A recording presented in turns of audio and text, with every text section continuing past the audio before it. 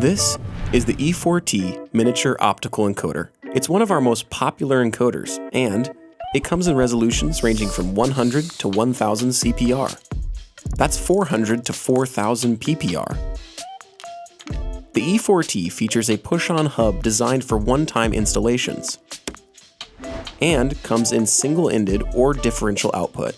It supports 11 shaft sizes ranging from 2 mm to 1/4 of an inch, and has a 0.586-inch bolt circle for easy mounting to small motors.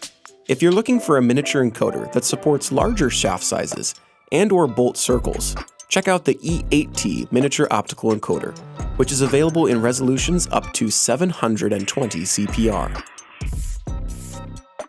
You can learn more about the E4T, find pricing, and download specifications on our website.